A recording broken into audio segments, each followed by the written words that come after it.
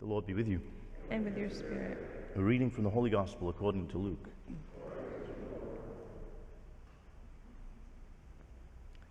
Each year Jesus' parents went to Jerusalem for the feast of Passover.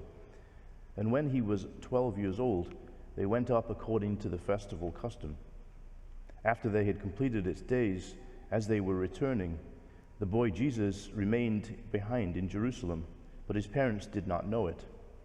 Thinking that he was in the caravan, they journeyed for a day and looked for him among their relatives and acquaintances. But not finding him, they returned to Jerusalem to look for him. After 3 days, they found him in the temple, sitting in the midst of the teachers, listening to them and asking them questions. All who heard him were astounded at his understanding and his answers. When his parents saw him, they were astonished. And his mother said to him, "Son, why have you done this to us? Your father and I have been looking for you with great anxiety." And he said to them, "Why were you looking for me? Did you not know that I must be in my father's house?" But they did not understand what he had said to them. He went down with them and came to Nazareth and was obedient to them. And his mother kept all these things in her heart. And Jesus advanced in wisdom and age and favor before God and man. The Gospel of the Lord.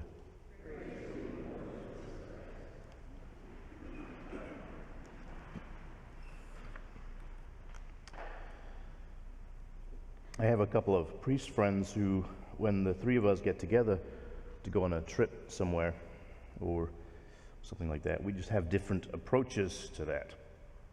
Somehow it works. I don't know how. Father Chris shows up with everything he could possibly need and a spare 200-foot rope and an emergency tourniquet and a fire starting kit just in case, even if we're just going to see a movie or something.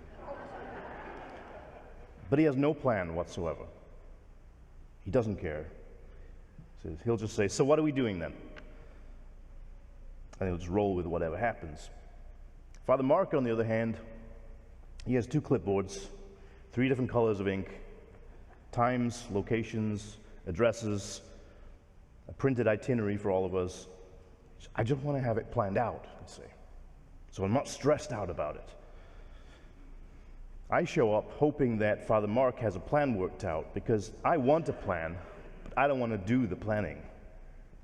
He enjoys it, so more power to him, I say. Somehow it just works. Except for the time that we missed the last train to Zurich spent the night in the railway station with no restrooms, but that's for another homily.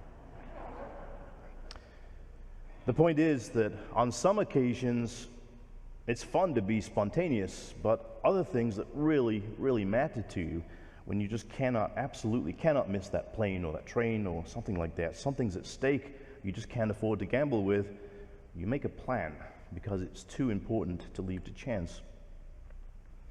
Today we celebrate the Feast of the Holy Family, a family with a plan. Mary, Joseph, and Jesus were not just 3 people randomly thrown together by circumstances like God needed a son, so he said, "I'm going to make you a family." It wasn't like that. Nothing that comes out of the mind of God is an accident.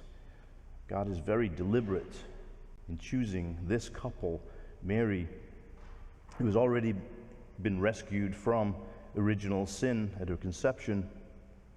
He planned that they would be the recipients of the Word, His Word, Jesus Christ, the second person of the Trinity, who already was and already had been. No, there was definitely a lot of planning that had gone on in this family already. And it surely was the case, though, that the Holy Family didn't always have that plan in front of them. They didn't always know where this was leading. "Son, why have you done this to us?" Mary says. "Your father and I have been looking for you with great anxiety." There was always an element of mystery involved, even for Mary, as the plan unfolded a chapter at a time.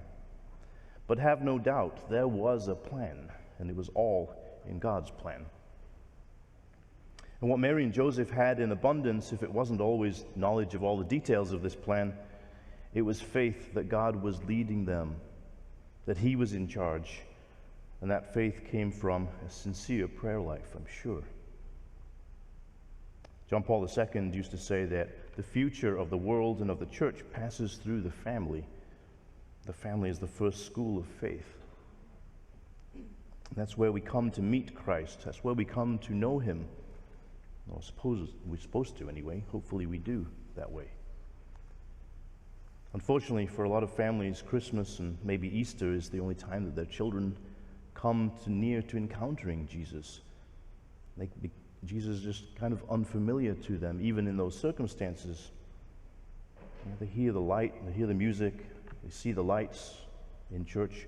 And the secular world has kind of embraced that as Christmas, but not really as Christian. Yeah, sure, there's a creche, there's trees, we're in church. It's the thing we do before we open gifts and have great food. But that's not a plan. If the future of the world and the church is in the hands of the family, then we need to be doing more than that. An engaged couple is encouraged to think and to talk ahead about their roles in this new family that they're forming. They have to talk about their children and their hopes and their expectations. They talk about money and housing and their social lives, their friendships, their work, their intimacy. They anticipate situations that might arise, and they talk about how they will handle them. And if they're from a different faith tradition to each other, then it's important, all the more important, they talk about how that will work for them. They must plan, even if the details are unknown at this point. They make a plan. Heaven knows they plan and they plan and they plan for the wedding day, but sometimes I wonder if all the planning stops on the wedding day. The marriage prep is over and the wedding is over, but how important is it that we keep planning if we're going to be a family that lives as a holy family? A bank would not give you a loan to start a business just because you have an idea and you show up with that idea. They need to see a plan. You need to convince them that you're worth investing in, that you'll be successful, otherwise you become a liability. An army general doesn't go into battle without a plan. If he does, he risks the lives of all of those who serve under him, and he's going to lose. The lions, when they sit down to draft, never mind the lions.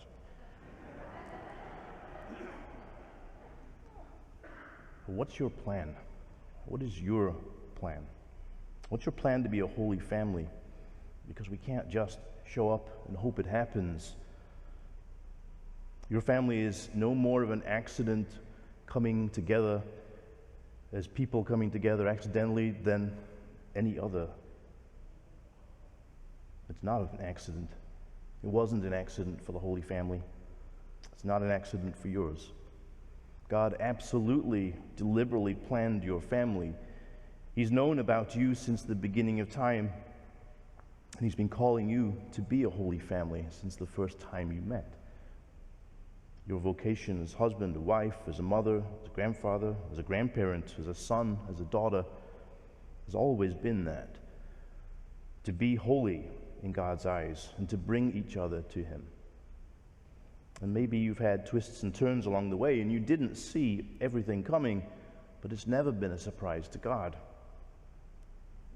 Those surprises may have presented you with challenges and a choice to trust God, to not let those moments steer you away from Him and from the road to holiness, to be a faithful disciple and to trust in God's plan in your life. But for your part, for your family, to the extent that you can, what's your plan for holiness? What's the plan that you can follow as a family for 2022? What will turn your family into more of the image of the Holy Family, Mary, Joseph, and Jesus? What can you do together to bring each other to Christ over the next 12 months? The future of the world and the church does not rest in the hands of politicians and governments, no matter what the media says. The power to change the world is in your hands, through your family. So what's your plan? Knowing that it's a way to help you to trust ultimately in God's plan for you. What are you practically going to do as a family to plan? It could be a good conversation to have, maybe around your dinner table this week.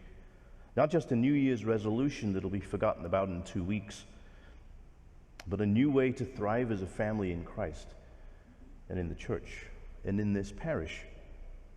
And whatever practically it is, to do it within the framework of what St. Paul said in that reading today. To put on as God's chosen one, holy and beloved, heartfelt compassion, kindness, humility, gentleness, and patience, bearing with one another and forgiving one another. And he says, be thankful. Be thankful for your family. If we can do that, then we'll really be a holy family.